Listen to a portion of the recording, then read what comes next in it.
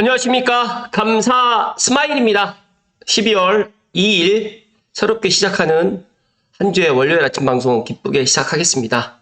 또 오늘이 이제 또 12월 2024년 또 한 달 또 남지 않았다라는 말씀 드리면서 12월을 갖다가 지난 1월부터 11월까지 또 한 해를 갖다가 반성하는 그런 달이 되었으면 좋겠다는 말씀 드리고 시작하겠습니다. 오늘 한 줄 명언은 불가능해 자존심이 말했다. 위험해 경험이 말했다. 해결책이 없어 이성이 말했다. 한번 해보자 심장이 속삭였다. 감사 스마일도 한번 해보겠습니다. 그 누가 알아주지 않더라도 제가 있는 자리에서 꾸준하게 한번 제 감스님들께 좋은 정보로 보답 드릴 수 있도록 하겠습니다. 제가 지난주 주말에 연신내역을 갈 일이 있어서 갔는데 보니까 GTX 연결 통로 작업장 공사 중이 또 한창 공사를 또 진행을 하고 있고 또 에스컬레이터를 노후되어 있는 에스컬레이터 기존에 있던 연신내역 그러니까 6호선하고 3호선 환승하는 그 에스컬레이터를 교체하는 공사를 하고 있더라고요.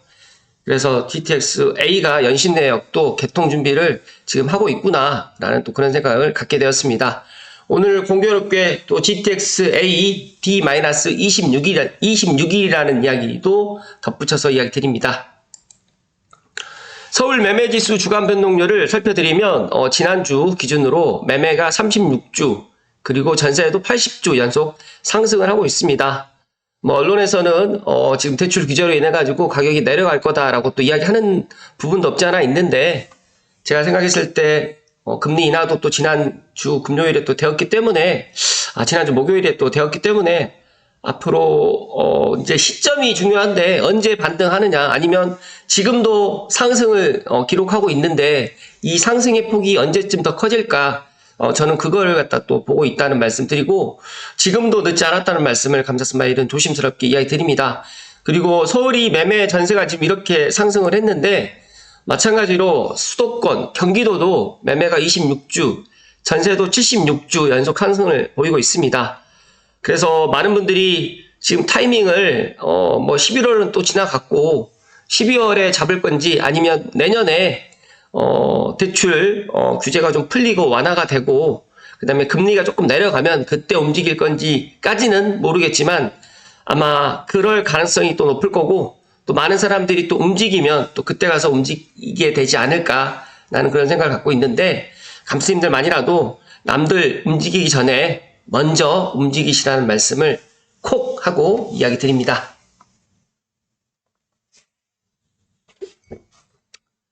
그리고 지난주에 보니까 실거래가가 재밌는 실거래가 하나 떴더라고요. DMC 한강 3정 그린코아 더 베스트 11월 1일에 계약됐던 건데 25층이 보니까 이게 펜트하우스 물건이에요.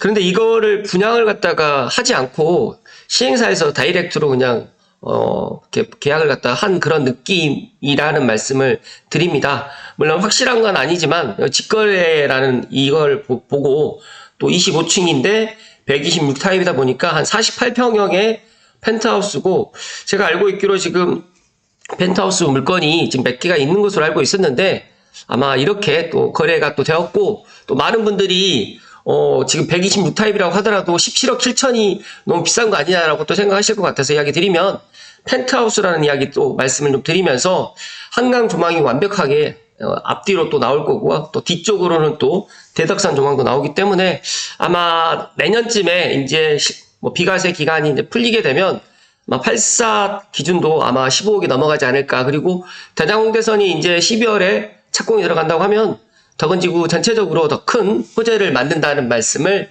콕콕 하고 이야기 드립니다.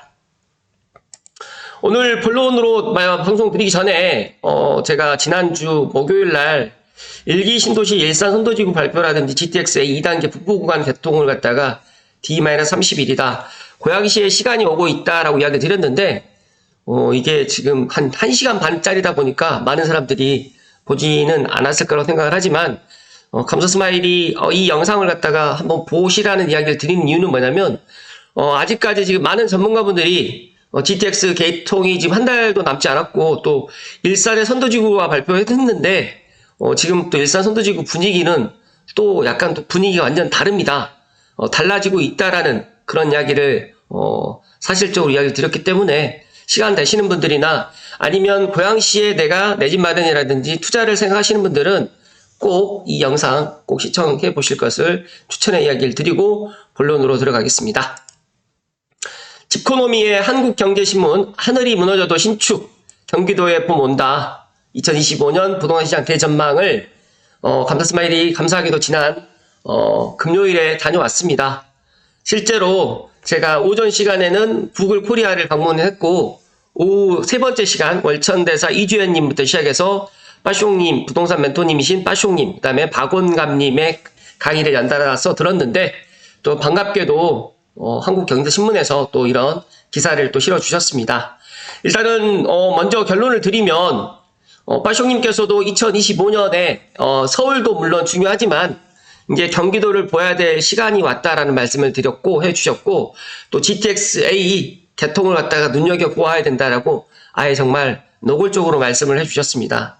제가 빠숑님께서 온라인 강의 특히 아침 수두TV에 아침 뉴스 브리핑 시간 때는 그렇게 노골적으로 이야기를 안 해주셨는데 확실히 오프라인 세미나 때는 그런 이야기들을 좀 해주셨는데 눈치가 빠르시거나 감사스마일처럼 매일 아침 방송을 듣는 분들은 그 말 뜻을 이해를 하시게 될 것 같고 오늘 기준으로 D-26일 26일이 지나고 나면 12월 28일이 지나고 나면 그 전에도 알게 되겠지만 또 많은 사람들이 GTX-A 서울 운정중앙역을 타보게 되면 알게 된다는 말씀을 먼저 드리고 살펴드리겠습니다.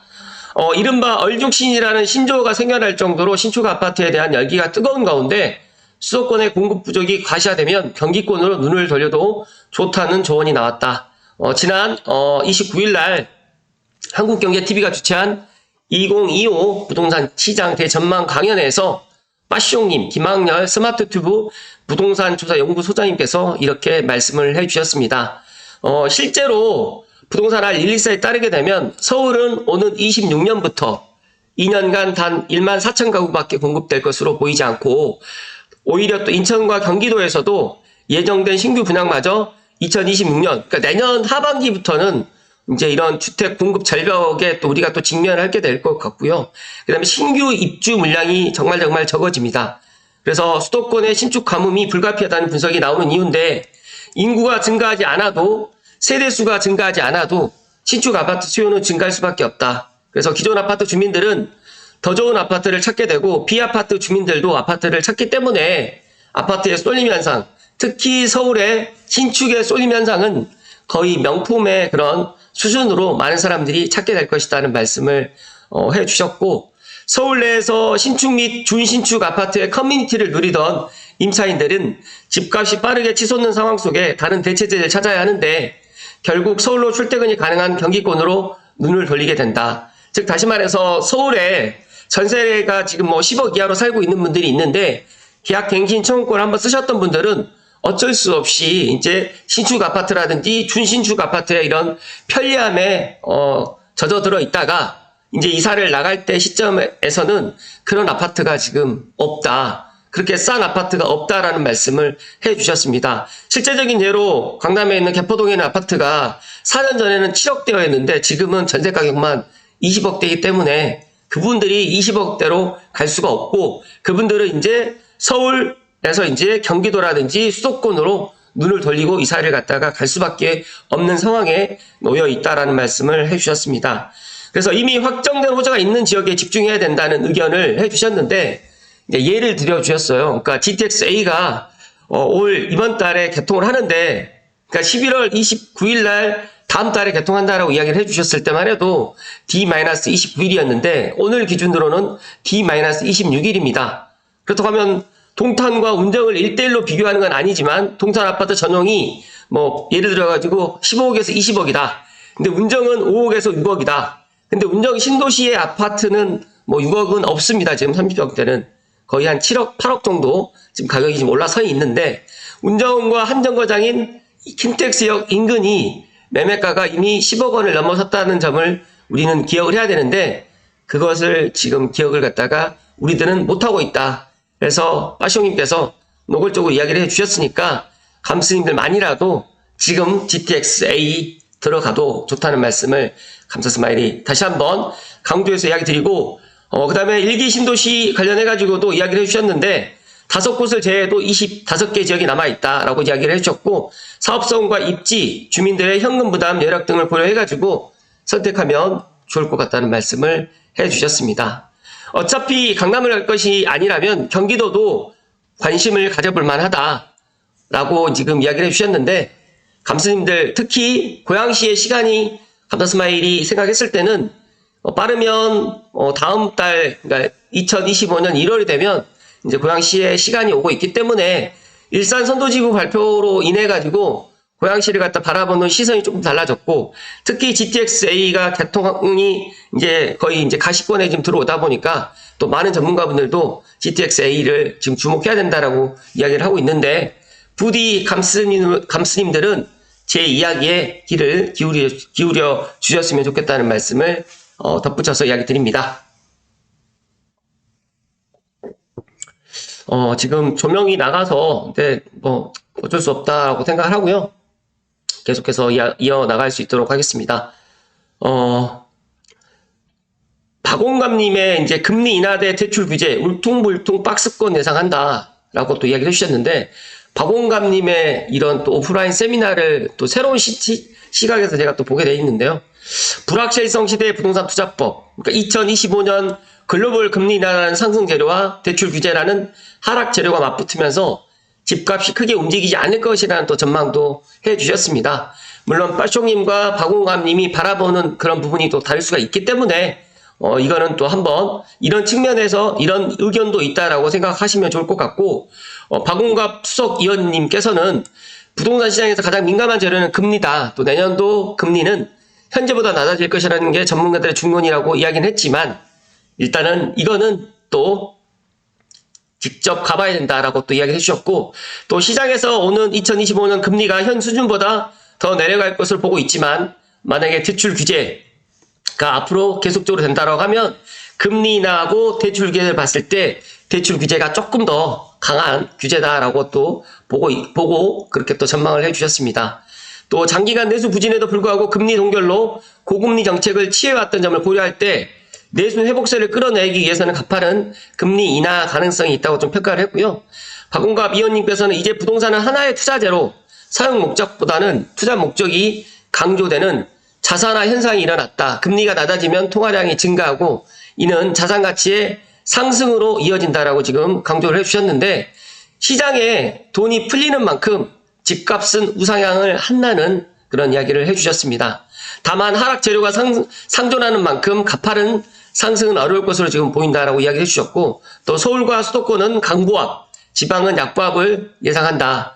공급 부족이 예고된 상황에서 아직 정거점을 회복하지 못한 단지를 눈여겨보아야 된다는 조언도 해주셨는데, 2021년 10월 대비 서울 집값이 90%까지 올라왔지만 아직 15에서 20% 저렴한 곳도 남아있다라고 지금 이야기를 해주셨고, 감사스마일이 또 계속해서 고양시, 특히 서울과 맞닿아 있는 경기도를 또 주목해야 된다라고 또 제가 이야기를 했지만, 일단 박원갑 위원님께서도 이런 것들을 보아야 된다라고 말씀을 해주셨습니다. 그리고 풍요로운 시설에 태어난 젊은 세대는 주거 만족도에 대한 전거점이 높고 신축 아파트에 대한 민감도가 높아진 만큼 공급 부족 이슈는 집값을 지탱하는 요인이라고 덧붙여 이야기를 해주셨습니다.